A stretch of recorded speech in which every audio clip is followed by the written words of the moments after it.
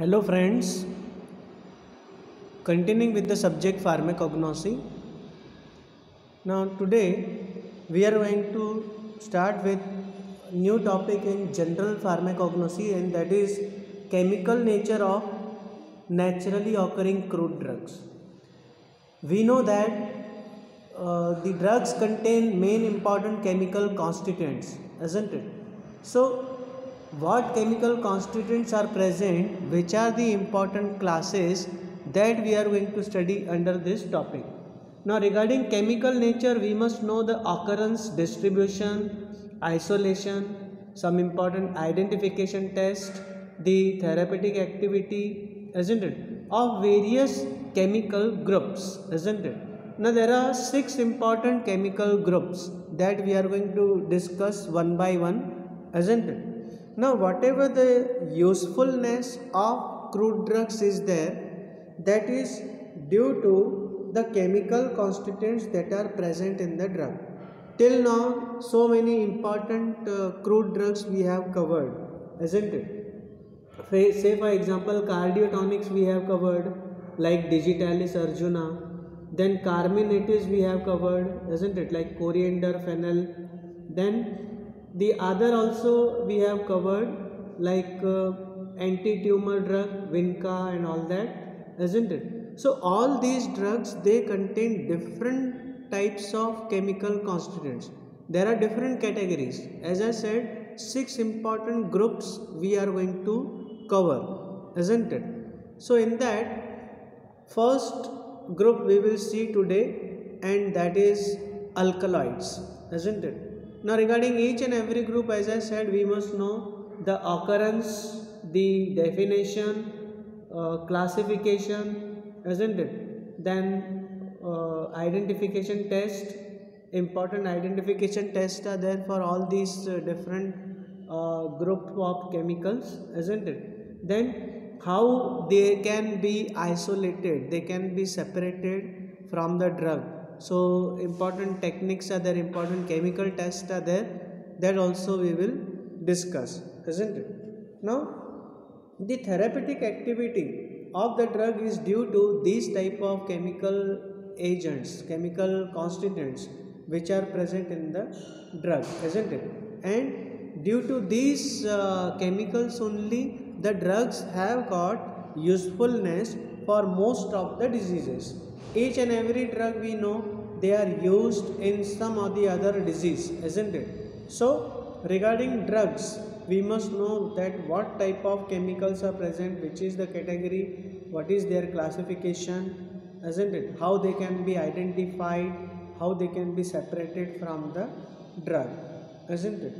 Now the first drug category, as I said, is alkaloids, that we are going to study, isn't it? Now alkaloids, they are the basic nitrogenous substances. We will see the definition also and the important points, that alkaloids are defined as basic nitrogenous plant products. Mostly they are optically active, they are possessing nitrogen, they are having heterocyclic ring, isn't it? And they have got remarkable action, physiological action on the body. So this is appropriate definition, we can say, of alkaloids. And again I repeat the definition, that alkaloids are basic nitrogenous substances of plant origin, isn't it? Now when I say basic nitrogenous, that means definitely they contain nitrogen, and also they have got important heterocyclic ring which is present, and according to heterocyclic ring only they are classified in different groups also. The classification also we will see, and they have got marked remarkable physiological action when administered internally, isn't it? So till now, some of the important alkaloid containing drugs we have already covered, isn't it? Like say for example, anti-tumor we have covered, Vinca. So it contains vincristine, vinblastine, which is a important alkaloid, isn't it? Then anti-dysenteric Ipecacuanha we have covered. which contains again alkalides, isn't it? Now, the term alkaloid was coined by Meissner, which was a German pharmacist, isn't it? And the first alkaloid to be synthesized was confined in 1886, isn't it? And then it was isolated in 1827. Now, these are organic products of natural and synthetic origin which are basic in nature and contain one or more nitrogen atom, isn't it? Normally of heterocyclic nature.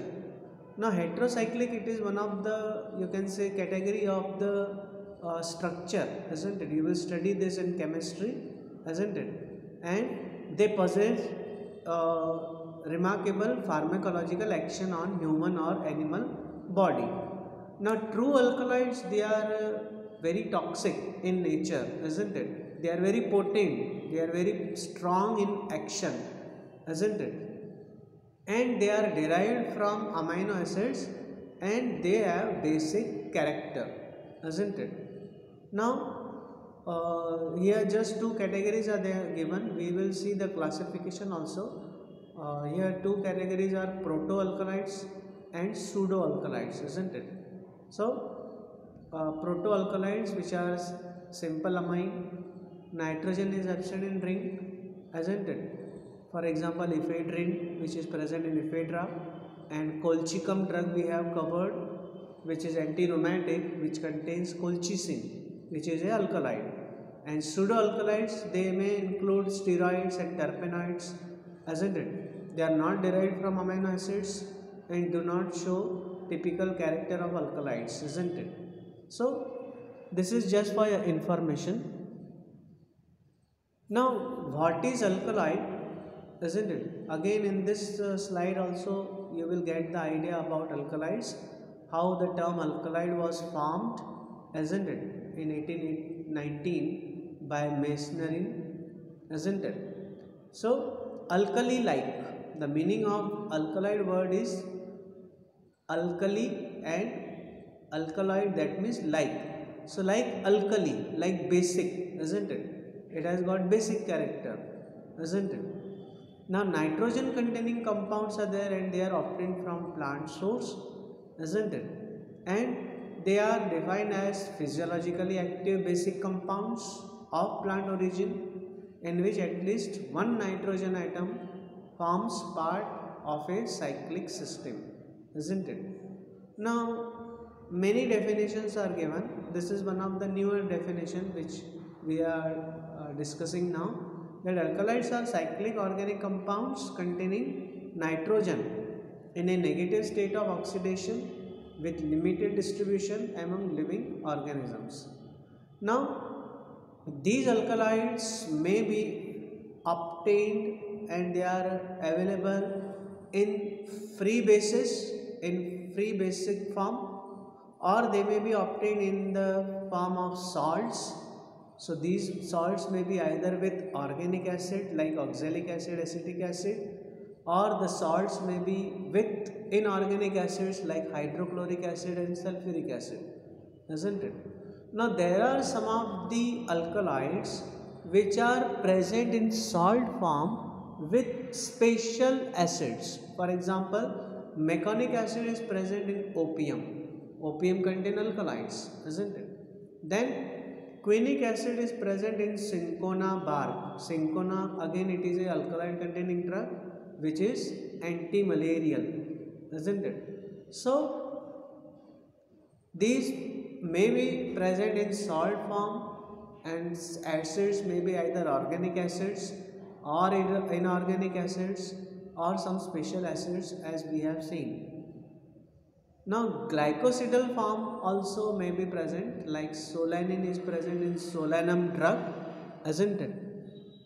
Now, one more definition just for your information. This is appropriate definition for alkalides, that these are basic nitrogen containing compounds and they are generally obtained from plant source, animal source and microorganisms also, and they often demonstrate marked physiological action, isn't it?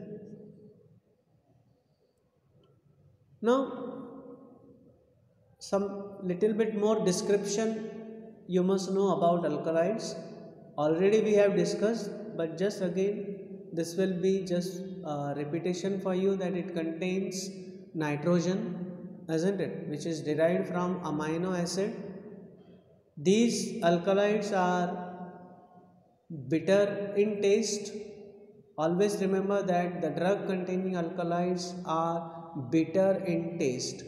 They are generally white solids, isn't it? The only exception is nicotine, which is present in tobacco, which is brown in color and it is brown liquid.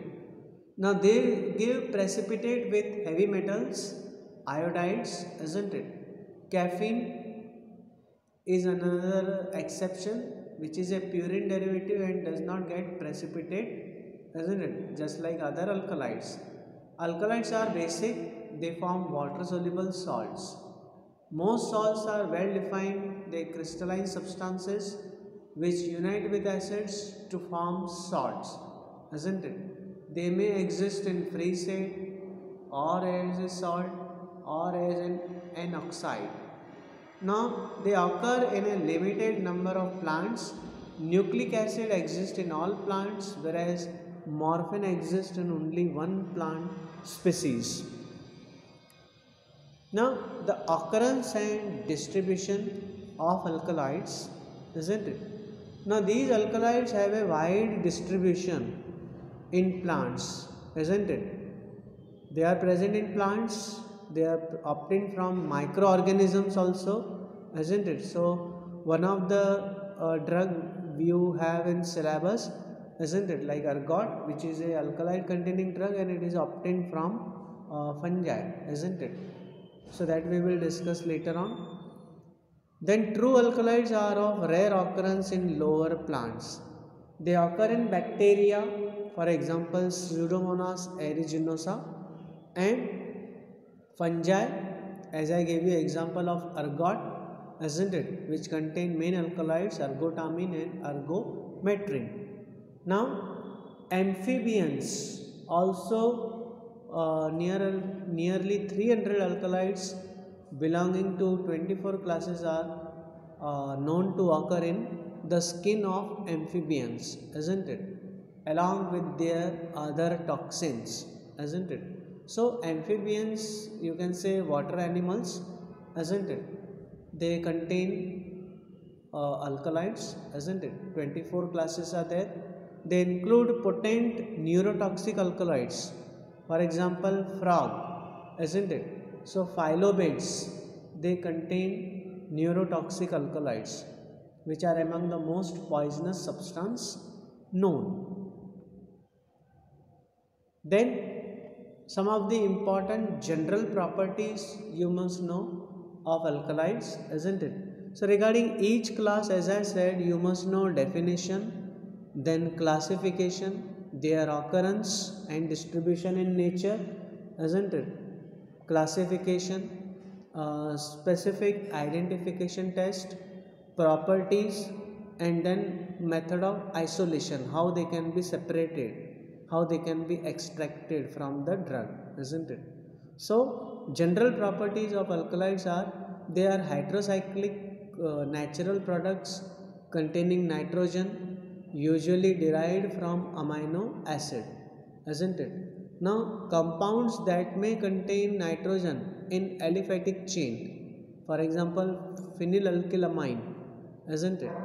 Then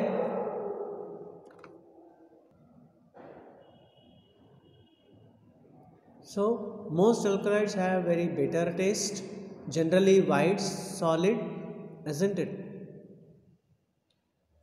Many alkalides are alkaline in nature as they possess either primary, secondary or tertiary amine group.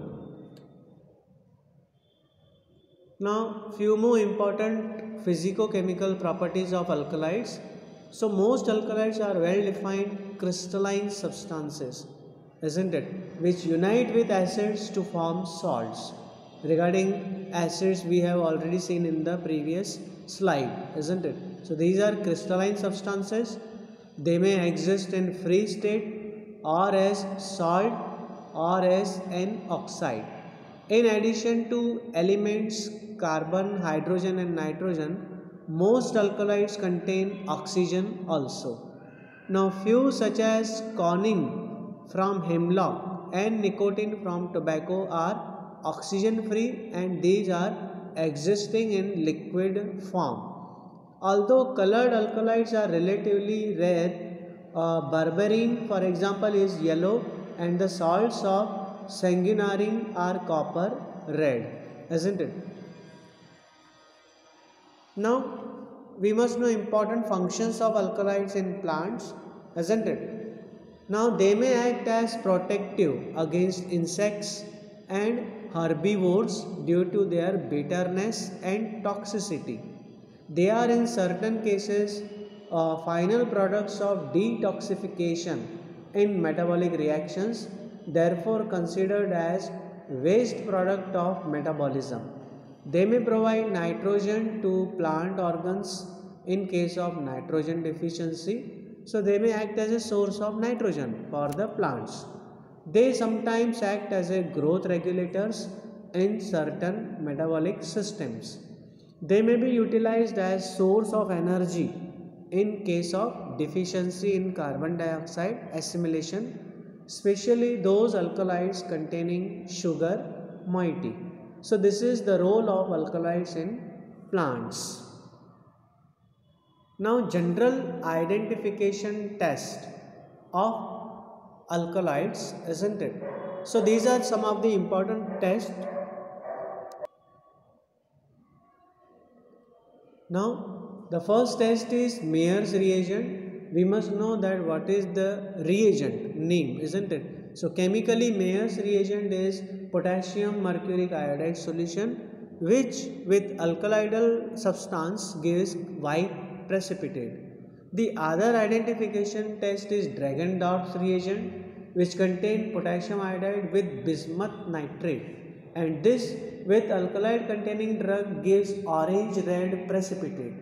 Then third is Wagner's reagent, which is a iodine solution, it gives brown precipitate. Then fourth is Hager's reagent, which is a saturated solution of picric acid, and it gives crystalline yellow precipitate. Then freshly prepared solution of tannic acid gives buff color, isn't it? And it is insoluble in ammonia. So these are some of the important general identification tests for alkaloids, and the question is asked on this test also. We must know the name of these tests along with the reagent or the chemical that is present in this test, and what observation we are getting by adding this reagent into the drug, isn't it? Then extraction of alkaloids, isn't it? Now the method which is followed is powder is extracted, the drug powder we can say, which is alkaloid containing drug. So powder form, it is extracted directly with acidified water, isn't it? Or alternatively it can be extracted with the acidified alcoholic or hydroalcoholic solution, isn't it? Now after extraction it is followed by distillation under vacuum, isn't it, which will remove alcohol, and it will leave behind the whatever the aqueous solution of alkaloid salt is there. So in the slide you can see how the, you can say, distillation is carried out. Distillation assembly is there, isn't it? Now extraction of alkaloids, isn't it? Step 2, alternatively how the alkaloids can be separated from the drug, isn't it? So organic solvent containing alkaloids is separated from residue and concentrated by distillation under pressure if needed. Then solvent is stirred with an acidic aqueous solution, isn't it? Then alkaloids go into the solution as salts, and impurities remain in the organic phase. Now, this is repeated until the organic phase no longer contains alkalides. Now, many acids can be used, isn't it? For example, hydrochloric acid, sulfuric acid, citric acid, tartaric acid. But always they are used in a dilute concentration. So, dilute acids are to be used, isn't it? This is how the alkalides are extracted, isn't it? And in step 3, the organic solvent containing alkaloid bases is decanted. Decantation is done. They are freed from water traces and then drying over anhydrous salt, isn't it, like sodium sulfate, and they are evaporated. So decantation, that will be followed by drying, and after drying they are evaporated under reduced pressure. So dry residue remains, which is a total basic alkaloid that you can see in the slide, isn't it, which is in a dry form. Now classification. So some of the important classification of alkaloids we will see. Now this is one classification in which the 4 classes are given. One is true alkaloids that are derived from amino acids and have nitrogen in heterocyclic ring. For example, atropine, which is present in Dhatura, belladonna, hyoscyamus. These drugs we are going to cover later on. Now, protoalkaloids that are derived from amino acids do not have nitrogen in heterocyclic ring, and ephedrine is the example. Pseudoalkaloids that are not derived from amino acids but have nitrogen in heterocyclic ring, and caffeine is one of the important example. Then false alkaloids are non-alkaloids which give false positive reaction with alkaloidal reagents. So this is one of the type of classification for your information. The other classification, which is more important, and it is based on the ring structure, heterocyclic ring which is present, isn't it? Based on that alkaloids are classified, isn't it? So here just first we will see the name of these classes, and then in next slide we will see the example of each class, isn't it? So one is pyridine piperidine alkaloids which contain pyridine nucleus, then tropane alkaloids which contain tropane nucleus, quinoline alkaloids contain quinoline nucleus, isoquinoline alkaloids contain isoquinoline nucleus. So these are all heterocyclic rings, and according to the heterocyclic rings the alkaloids are classified.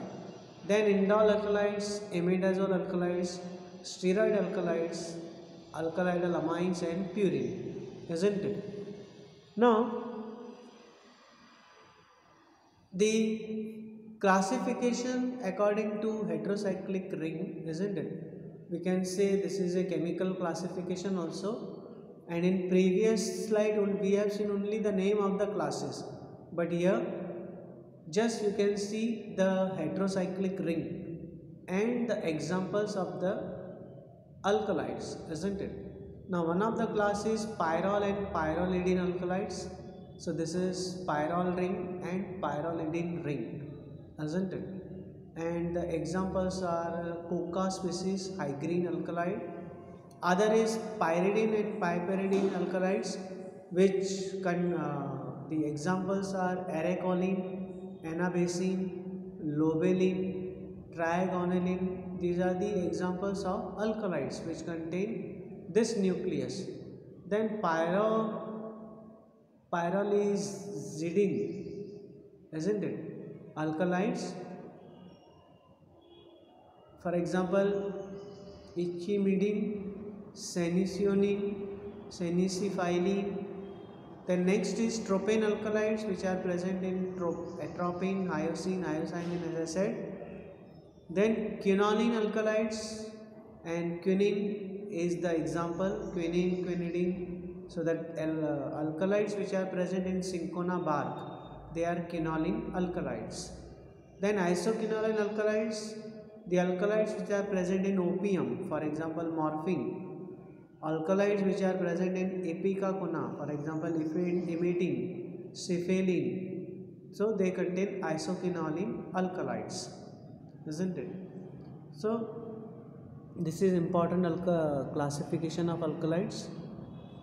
Then one more classification, which is according to the pharmacological activity, isn't it? Just for your information, analgesics, for example, morphine and codeine, CNS stimulants, caffeine and strychnine, anti-cancer, we know Vinca drug, vincristine, vinblastine, mediatrix, which act on the eyes, mediatrix, miotics, then antihistaminics, ephedrine, antitussive used in cough, codeine, expectorants, lobeline, antihypertensive drug, Raufolfia, which contain reserpine alkali, smooth muscle relaxants, atropine and papaverine, skeletal muscle relaxants, tibocurarine, anthelmintics, palitirine, antiparasitics, quinine and emmetine, isn't it? So according to the action of the drug, pharmacological action,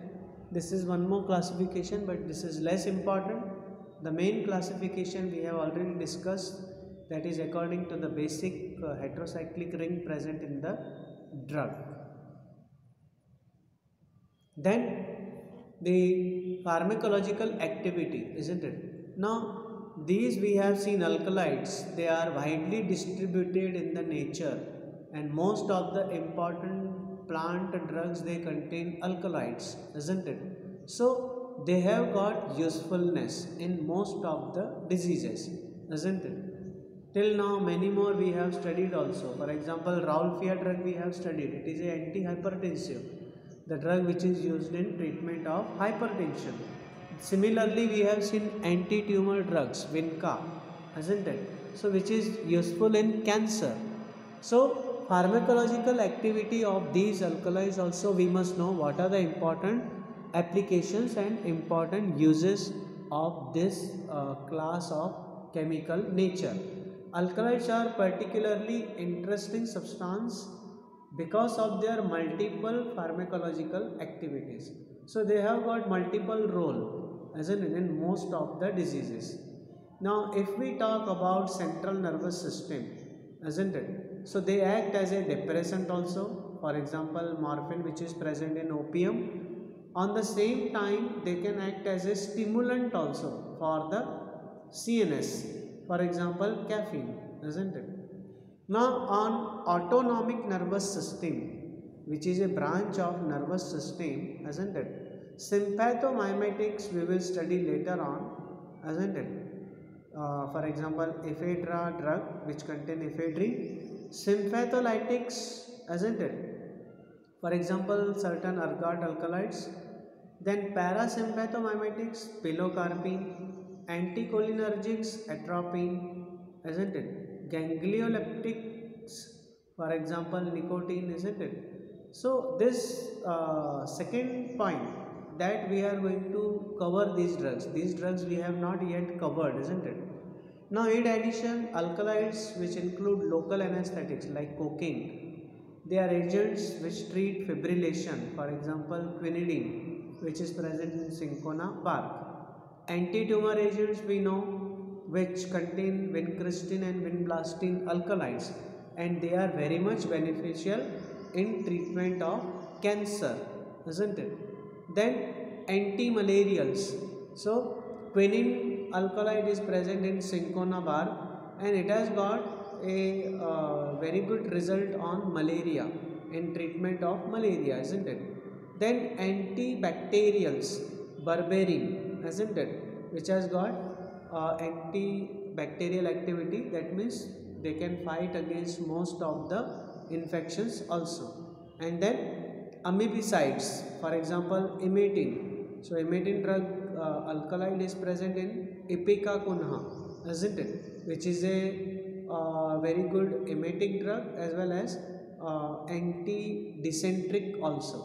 Now anti-dysenteric we have already covered, isn't it? So there are different reasons behind dysentery, and there are chances that some microorganisms also may be responsible for dysentery. Amoeba may be responsible, So this alkaloid which is present in ipecacuanha drug, that shows amibicide activity also. That means it has got positive result in treatment of dysentery, isn't it? So these are important, you can say, the uses, the pharmacological importance of these alkaloids, isn't it? So I hope you will find this lecture beneficial. Go through these alkaloids, you listen twice thrice, and you have to complete these notes, isn't it, simultaneously while listening the lecture. You can pause in between, and by referring these slides you have to complete your notes, isn't it, so that these notes only will be beneficial for you for the examination, isn't it? So the written material must be there for the studies, isn't it? And don't ignore, don't be leave it as it is, and keep your notes complete, isn't it? Thank you.